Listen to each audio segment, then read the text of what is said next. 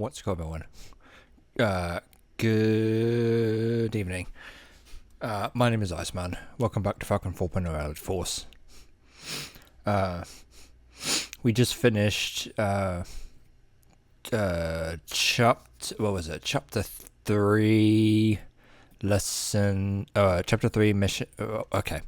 We just finished mission 9, which was, basic landing with final approach, or whatever it is. So landing on final approach. In other words, it was the VFR, or Visual Flight Rules landing lesson. So the basic landing lesson for the F-16. Now we're doing mission 10, landing from a base leg position using the instruments. In other words, this is your instrument landing lesson. So instrument flight rules, or IFR, so bad weather. Whereas the previous video was in good weather. So in this mission, we will practice combining the cockpit instruments with the HUD to line up on the runway and fly an approach and landing. The primary cockpit gauge involved is the HSI, or Horizontal Situation Indicator, which is this here, which is used to position the aircraft on final approach when you cannot see the runway due to weather or darkness. To view the HSI from the 2D cockpit view, look down in the cockpit by pressing 2 on the numeric keypad. The HSI provides a plan view of your position in relation to a selected TACAN, or Tactical Air Navigation Station, and course. You can select TACAN stations which are located on airfields. These stations can be dialed up along with an inbound course. This makes the HSI a god's eye, or overhead view of your position in relation to the approach path. The TACAN station emits an electrical signal that can be viewed by the pilot as spokes on a giant wheel. Since the TACAN station is near the runway, the pilot can dial in the radio or spoke that lines up with the runway inbound course and use the HSI to line up the aircraft with the runway. A fixed aircraft symbol in the center of the gauge represents your aircraft. So this here. The face of the HSI is a compass card that displays the aircraft's magnetic heading at the 12 o'clock position. So here. Figure 10-1, so here, shows the 12 o'clock position on the HSI heading dial that inbound course to line up with displays aircraft heading. That's kind of worded weird, but basically it's 270 degrees here, but the course is 000, so that's why the arrow is pointing north. So figure 10-2. So talk about 10-2, no, it just okay, no it doesn't. So figure 10-2, so basically the TACAN station apparently is in the middle of this runway, which in reality they are never in the middle of the runway. They're never on a runway at all. They're usually to the side, like in the grass or something. Inbound course to line up with runway. So basically the TACAN station emits signals north, and then like everything from north to east to south to west back to north. So 360 degrees, it sends out signals in 360 degrees. And TACAN is for military aviation. VORs is the same thing, but it's for civilian aviation. So the course to go on this runway is northeast. So the inbound course is northeast. The other important part of the HSI is the CRS, or course knob, which is this here, which allows you to set a course in 5-degree increments into the course window. The course window sets a course that is shown on the dial by the CDI, or course deviation indicator, which is a needle that deflects to show your position from the selected course. So the course deviation indicator is this. You see this little cut or line. There's another line here.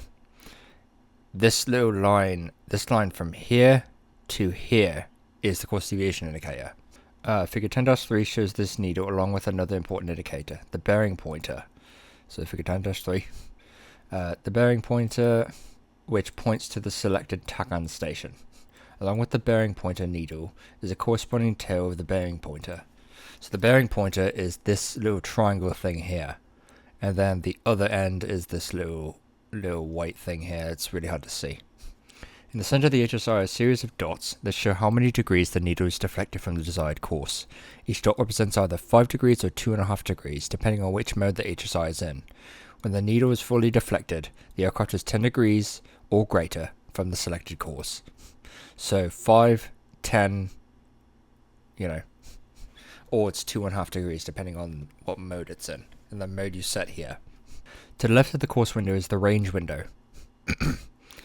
So the course window is here, is the range window, which is here at miles, which shows nautical miles to the selected TACAN station or navigation steer point, whichever is selected. One fundamental feature of the HSI is that it does not exclusively display TACAN data. The HSI also displays navigation steer points and ILS instrument landing system information. The F-16 pilot can navigate using TACAN stations or INS initial navigation system steer points. INS steer points are specific places in the world that are loaded into the aircraft initial navigation system. The initial navigation system uses a laser gyroscope to determine where the aircraft is at all times. Note that this can get degraded over time, but I don't know if this is implemented in Falcon 4.0 Light Force. It is implemented in DCS World though. The pilot can then put steer points into the ILS pattern system and get steering to those destinations in the HUD and HSI. The HSI displays this information in the same way that it displays TACAN data. ILS data can also be displayed on the HSI. The ILS is used for precise azimuth and glide slope steering to the runway during night or adverse weather. The ILS signal radiates from a series of antennas located near the runway. So ILS is different than TACAN. TACAN is a little physical station thing that can be placed in a random area. But the ILS is always positioned at the ends of runways. Figure 10-4 shows the ILS antenna radiation pattern.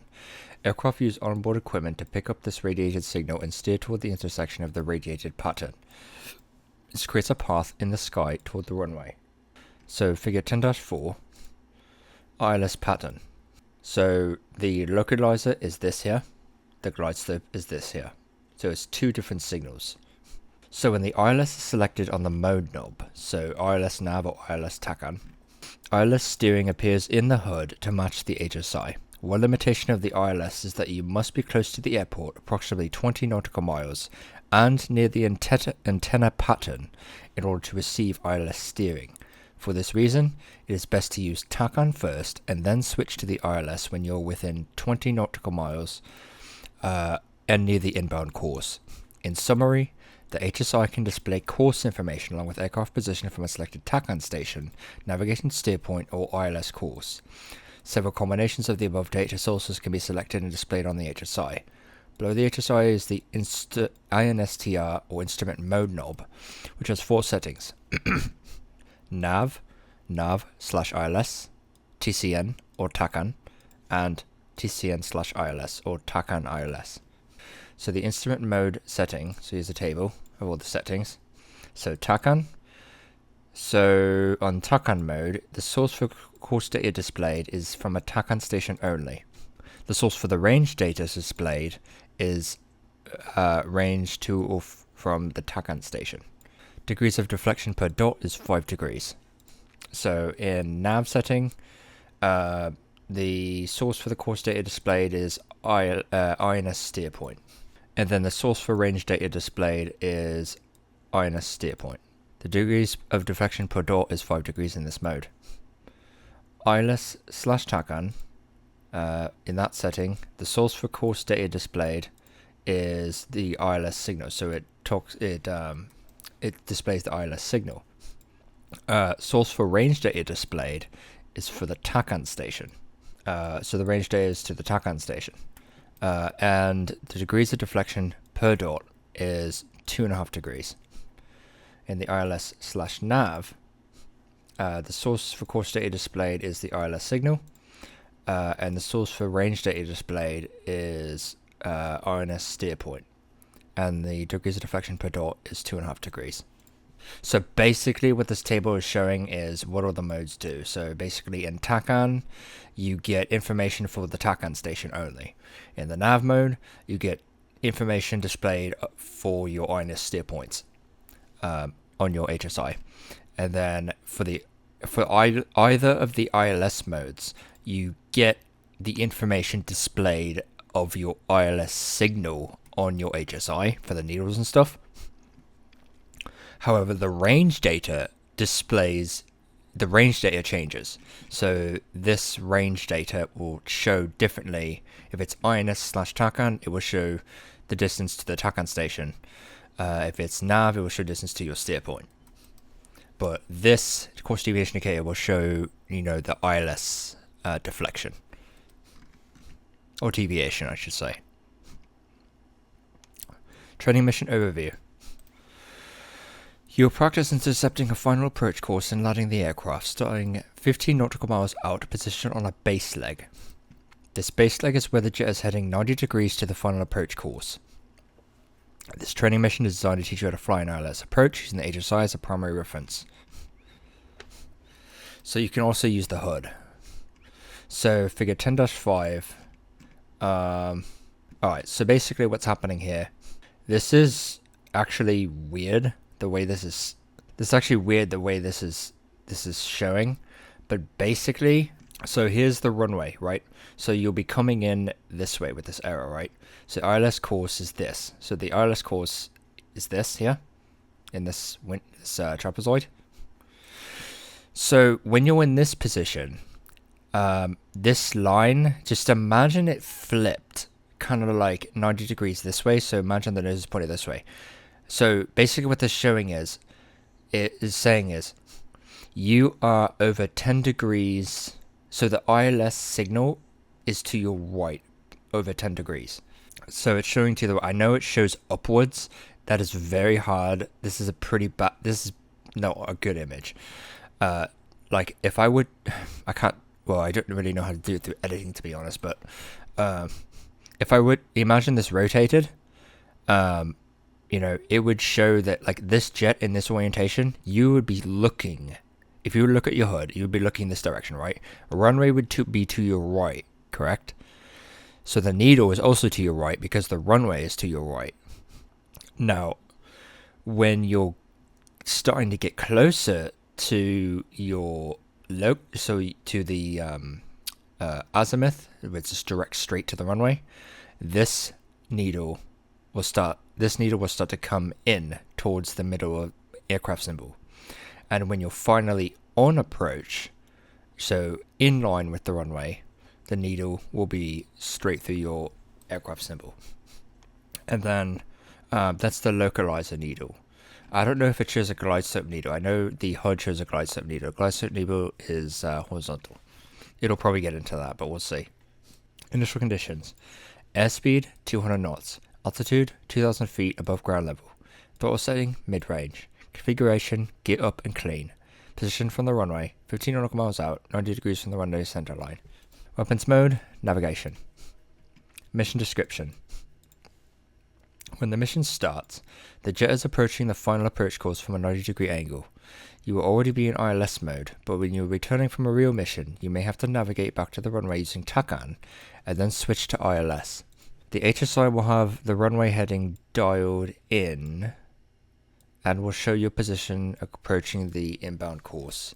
Figure 10-5 shows you an overhead view of your position from the runway. Perform the following steps to follow the approach. So figure 10-5 here we already looked at. Step 1. Load training mission 10 instruments landing from the training section. Number 2. Ensure the flight path markers on the level line, 0-degree line in the HUD. Number 3. Set fuel flow to 1,200 to 1,300 pounds per hour. Figure 10-6 shows the correct position with the fuel flow gauge set. This fuel flow will keep the jet approximately 200 knots with the gear up in level flight. It will always fluctuate though. Step 4. Press shift popper to freeze the sim. Not going to do that, it's cheating. Figure 10-6 is right here. Step 5. Now you need to set your TACAN channel. In the Balkans, this is Lecce. If in Korea, it is the Kunsan TACAN. There are 2 ways to set the TACAN. The up one controls UFC or the backup system. We will use the UFC controls for this mission. Setting the TACAN channel and other navigational information is done through the TILS page or TACAN ILS page. push the number one button on the UFC upfront controls, so the ICP, to change to the TILS page. On the DED display to the right, you see the data entry section, the so-called scratch pad, enclosed by 2 asterisks. Using the properly numbered buttons, enter the TACAN channel appropriate for the airbase into the scratch pad and push the ENTR enter key on the UFC. In this case, the channel is 075 X-ray for both Lecce and Kunson. Verify the TACAN band is X-ray. If it is Yankee, input a 0 into the scratch pad followed by enter to change the TACAN band. Now this is doing it through the UFC. You can do it on the backup as well. Verify the TACAN mode as TR, transmit receive. Use the SEQ or sequence mode of the data command switch, or DCS. Change the TACAN mode if necessary. If we get a chance, if we have to do the TACAN stuff, then what I will do is show you the UFC, how to do it with the UFC and through the backup system. I'll show you how to do both. So, number 6. Look down the cockpit by pressing 2 on the numeric keypad.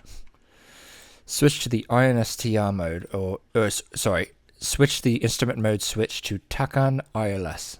Next, set 320 degrees Lecce or 340 degrees Kunsan as the inbound course for the Kunsan ILS. So this is wrong. I should say 320 degrees for the inbound course for the Lecce ILS or 340 degrees for the Kunsan ILS. Depends which map you're in. You can get the TACAN channel and runway information from the appendix on airport maps, or look down from the main cockpit view until you see an airbase chart. Use the course dial, CRS, to change the numbers in the window. I know this is a lot of work, but you wanted real and you got real. This is the way it is in the jet, so hang in there. Step 7. Unfreeze simulation by pressing Shift Popper. Step 8. Watch the CDI, course deviation indicator, on the HSI. As soon as it starts moving toward the aircraft symbol, start a 30-degree bank toward the runway. The bearing pointer in the HSI will be pointing toward the runway. To make this turn precisely, use the ADI or attitude direction indicator, the round ball in the center of the instrument panel. It displays aircraft pitch and roll information. The ball represents the Earth, and the horizontal line through the ball is the horizon line. So he's saying, okay, the wings of your aircraft are represented as a fixed line in the center of the display. The line remains fixed when you roll or pitch the aircraft. The tick marks on the side of the ADI represent the degrees and are back up to the hood. In addition, the ADI is the only precise way of setting a bank angle when you cannot see the horizon. Figure 10-7 shows the ADI displaying a 30-degree bank turn. Figure 10-7. So, yeah, so this is about 30 degrees here. The ADI is not working, well, it's kind of working properly. It's about, I would say it's here. So it's about 30 degrees. So this is you. So this little yellow symbol is you. Is your aircraft. Then the point there is where your nose is. These are your wings. It shows your wings is in a right bank. Climb, dive.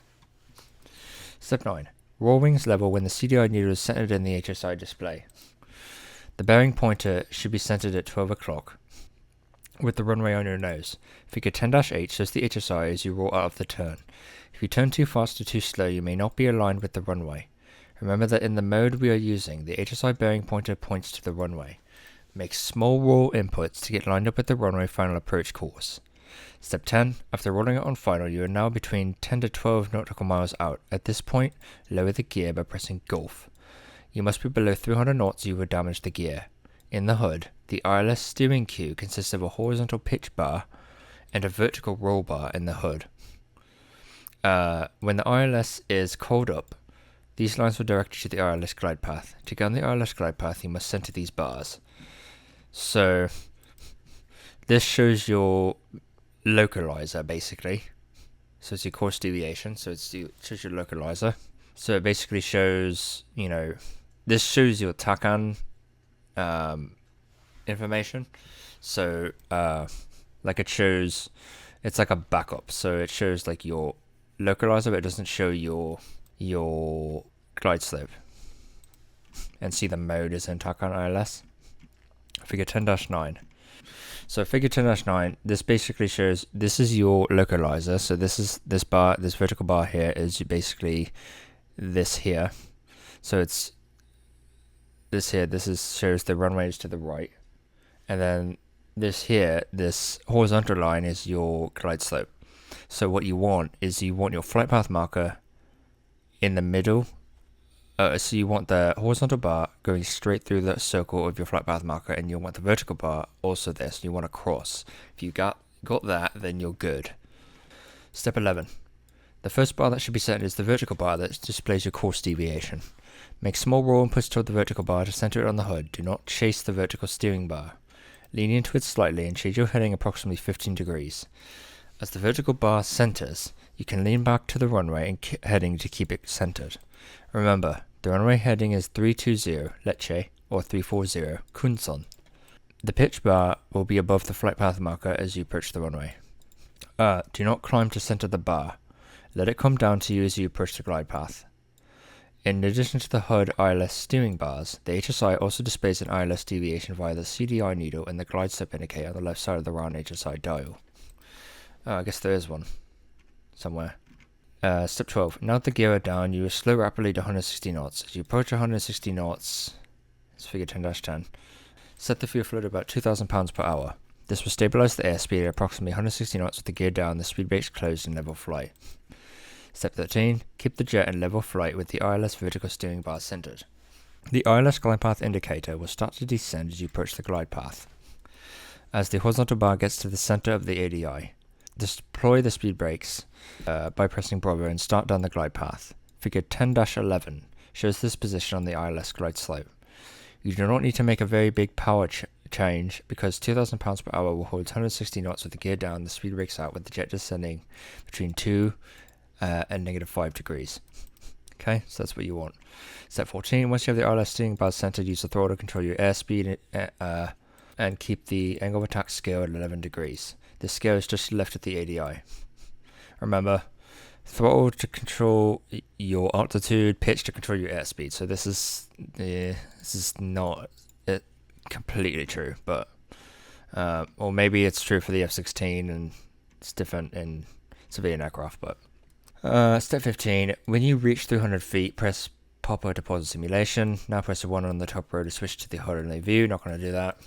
The runway should be in front of you. This is the point where you stop flying with the instruments and start flying a visual approach to the runway. Step 16. As the jet moves down to 100 feet above the runway, it's time to flare. As you recall from the previous training mission, use a flare to decrease your sink rate in order to place the jet on the runway gently and safely. To flare the F-16, slowly pull back on the stick and shift your aim point from the threshold down to the opposite end of the runway. As you shift your aim point, bring the power all the way back to idle. Step 17. Once you touch down and hear the tires screech on the runway, fly the nose gear down onto the runway and press kilo to engage the wheel brakes.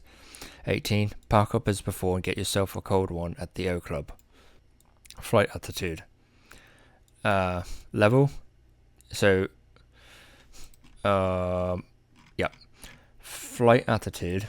So, flight altitude, if you're level, the gear position is up, speed brakes position closed, airspeed 200 knots. Okay, so this is basically, what fuel flow setting you need. I'm not going to bother with this. I'm just, this is like a theoretical, not every, because it has to do with your weight, how many stores you have, and shit like that, how much fuel you have.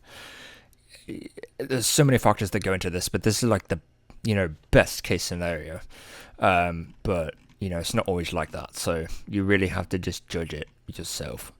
Okay, so with that said, let me show you how to do this. I will show you how to do the TACAN through, I'll show you how to do the TACAN through, what's it called? Backup and, upfront controls. So, channel 075 X-ray, okay. I have to remember that. And 320, 075 and 320, got it. Okay, so that's that. So, yeah, let's start Falcon 4.0 load force. Alright. So, training. Instrument landing, number 10.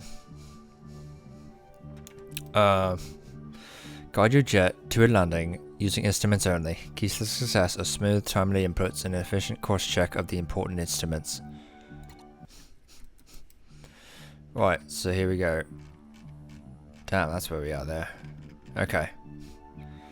Briefing. I've seen Delta 52. Nice. Alright, let's do it.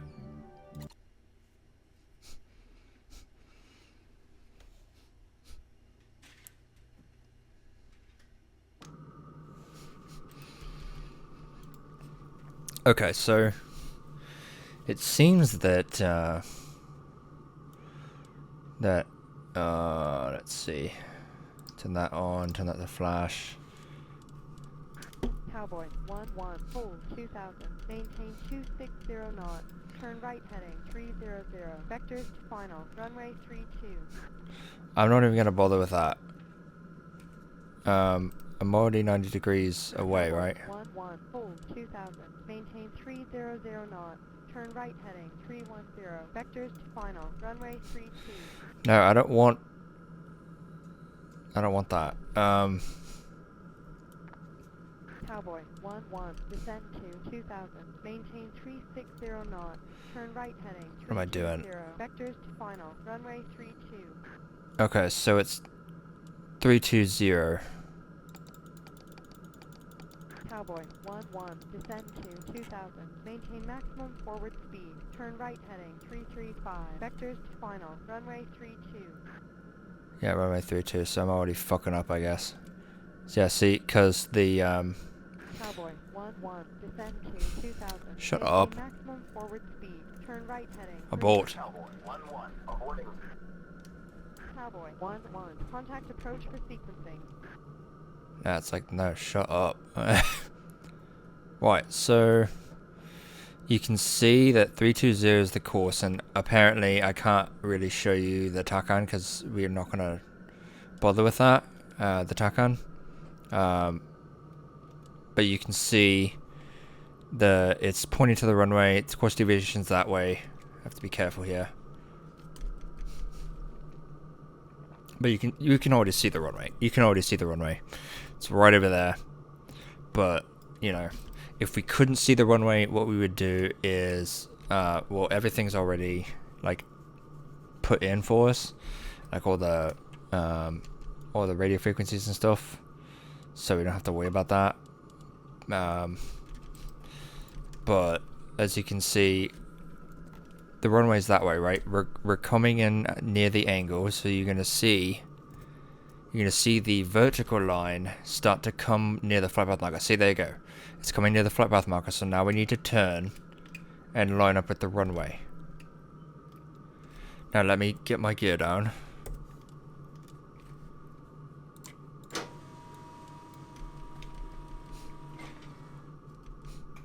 So now we're overshooting a little bit. You can see the course deviation here and the HSI is doing the same thing. So you can also see in the ADI that you got some stuff there too. So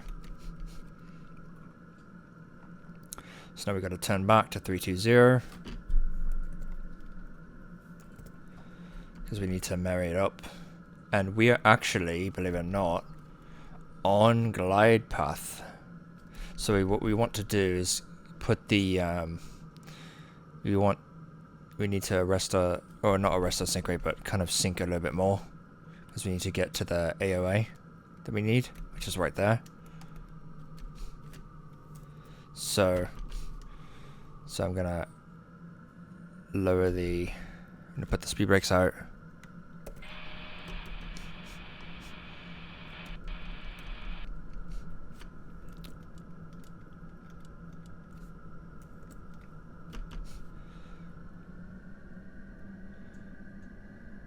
Alright, so we're below glide slope now. You can see that. See a little bit below glide slope. So now what we need to do is just keep descending and let the glide slope come down to us. Glide slope line come down to us.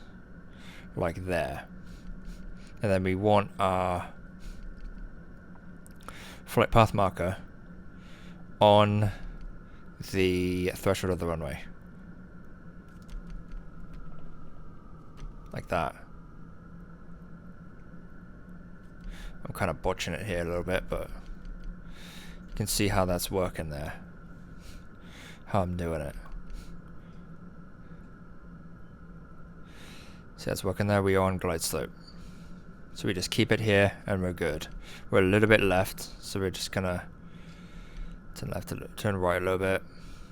There's a little bit of a crosswind, so we just kind of do this and then turn left a bit. Kind of crab into the wind. And technically we can just go full visual now.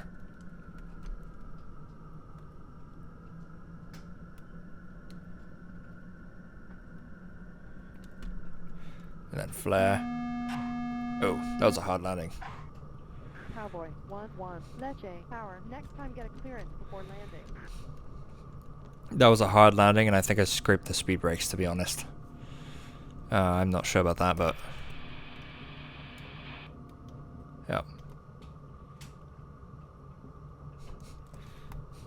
That was not the best ILS approach. That was not the best landing. But, you know, we landed. I think I scraped the speed brakes, though. Because I heard like a... so I think I think I scraped the speed brakes. Ah, shit, there's my taxiway. I'll get to the next one. And we can do nose with steering.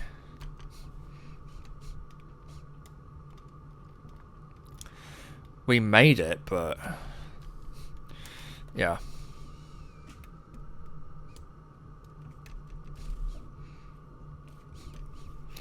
We definitely made it. Cowboy 1-1. Leche, power. Taxi clear of the runway.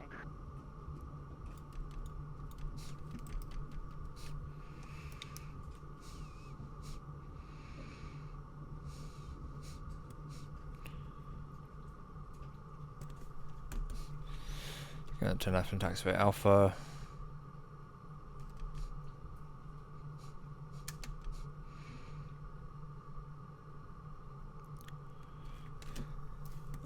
So we did make it, but you can see how we had to, like, you know, do everything according to the needles.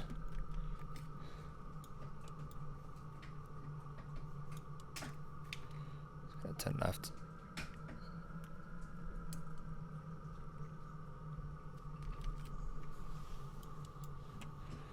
Off, safe.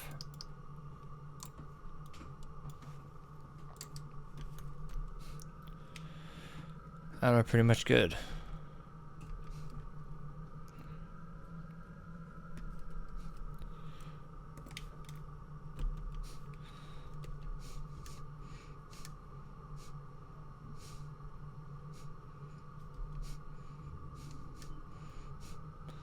So we're just gonna keep going.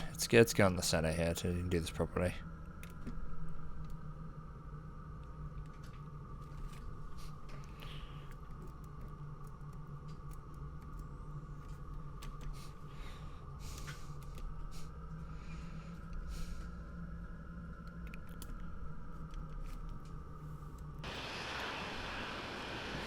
So that's us taxiing.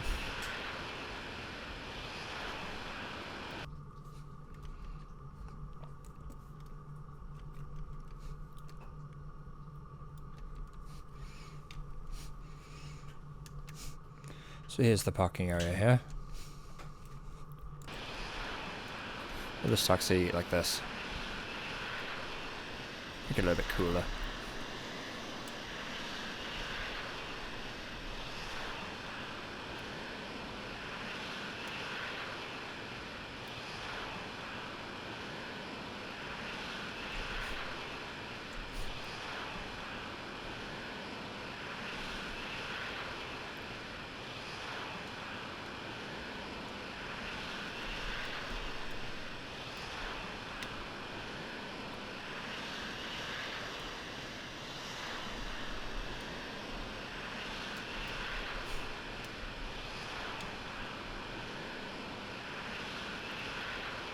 And I'm not sure where to park, so we'll just park here.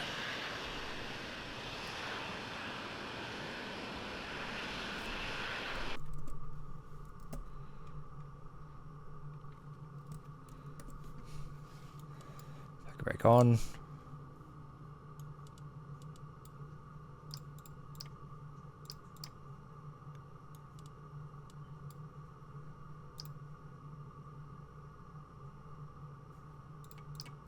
Let's do that because it's not even implemented properly anyway.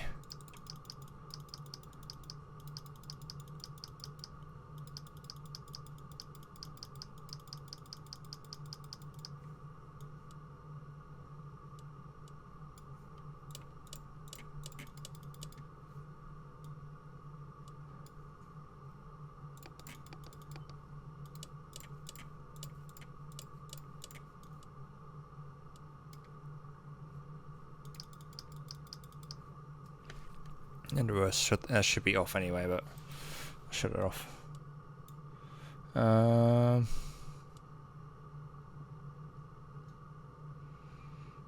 Yeah, I think that's it. We'll see what it sounds like from the outside this time. Warning, warning. Caution, caution. What did I mess up?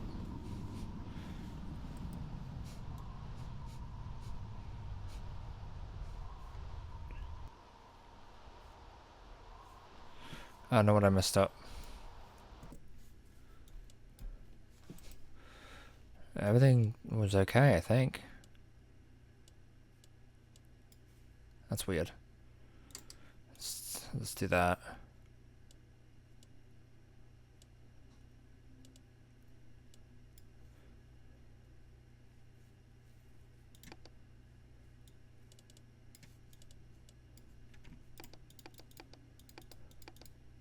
Fuck. There you go.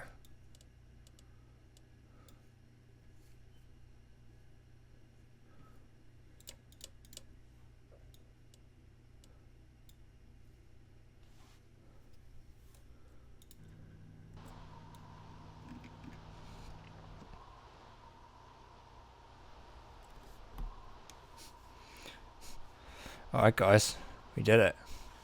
So that's how you do an instrument approach. I know it wasn't the best, it wasn't perfect or anything, but it was far from perfect actually.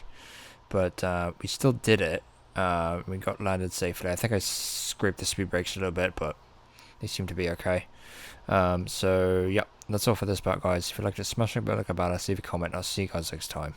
Farewell.